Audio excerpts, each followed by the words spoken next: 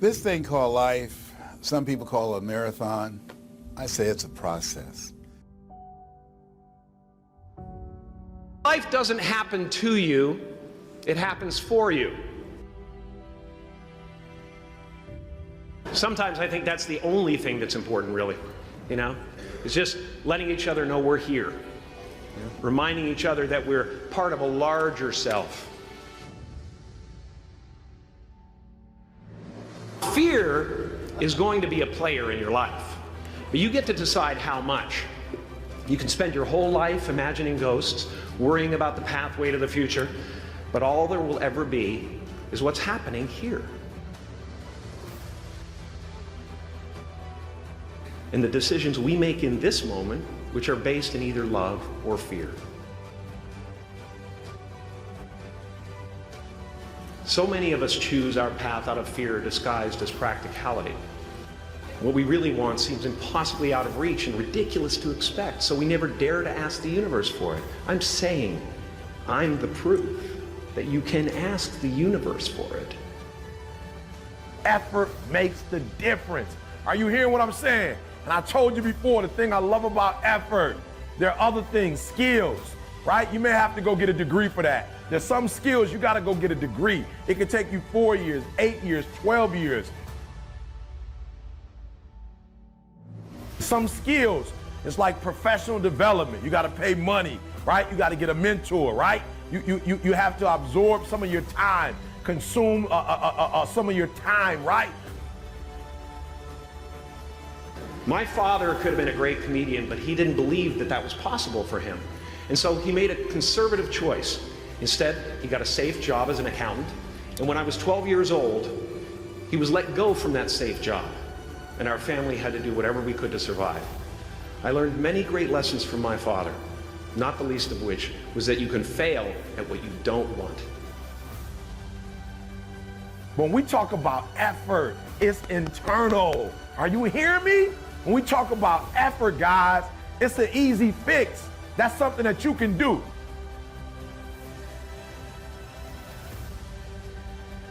One of the best ways to go through life is to have a spirit of optimism and to be open to the possibilities.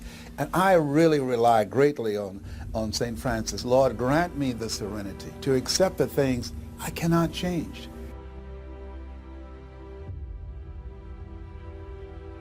The courage to change the things that I can, which is me, and the wisdom to know the difference. And when you approach life in that spirit of humility, it gives you power, creativity, and gratitude to make the journey. How will you serve the world? What do they need that your talent can provide? That's all you have to figure out. As someone who's done what you're about to go and do, I can tell you from experience, the effect you have on others is the most valuable currency there is. Dream up a good life. So if you do 21-day commitment and you stop at 10, we're starting all over again. Starting all over again, guys. We're starting all over again. You'll come up with your own style. That's part of the fun. Why not take a chance on faith? We're gonna start all over again. You made a commitment in terms of your diet. You made a commitment in terms of exercising. You made a commitment in terms of going back to school. You made a commitment about your marriage. You made a commitment as a father or as a mother. You made a commitment as a student or a child. Not hope, but faith. I don't believe in hope. Hope is a beggar. Hope walks through the fire and faith leaps over it. You made a commitment that 21 days straight, I'm gonna do X, Y, and Z, and you only made it to 19. You are going to start all over again. You are ready and able to do beautiful things in this world. And after you walk through those doors today, you will only ever have two choices: love or fear. You're gonna start all over again at 21. Now, it might take you 4 tries.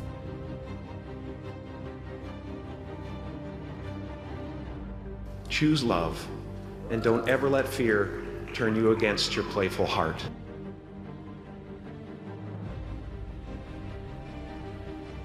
After you get to 21, we go on to 30 days after that. Then after the 30, we go on to 60. Then after the 60, we go on to 90. And if you can get it, if you can do a thing for 3 straight months, if you can learn to discipline yourself, follow through on the process, don't rush the process.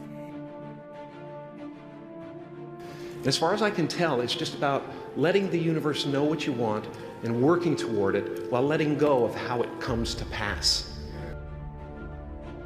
Is not to figure out how it's going to happen for you, but to open the door in your head. And when the door opens in real life, just walk through it. Always doors opening. They keep opening. Yeah, feel me. Some of y'all trying to rush the 21 days. It takes 21 years to be 21 years old. Don't rush the process. Trust the process. So if you can do it for 30, 60, 90 straight days, then yeah, we can go to 365. Love yourself enough to be honest with yourself. Like for real, don't lie to yourself. In those 21 days, you're going to discover you. You're going to discover some strengths. You're going to discover some undeveloped strengths. I don't like to use negative terms. Some things that you need to work on. Look, love yourself enough to be honest with yourself. Love yourself enough to get past all that stuff so you can finally get to your success. Love yourself enough to get over whatever you need to get over so you can live your dream. Love yourself enough to get beyond that addiction, to get beyond that thing that you struggle with, to get beyond that pain, to get beyond that fear, to get beyond all that stuff. Love yourself enough to be honest with yourself.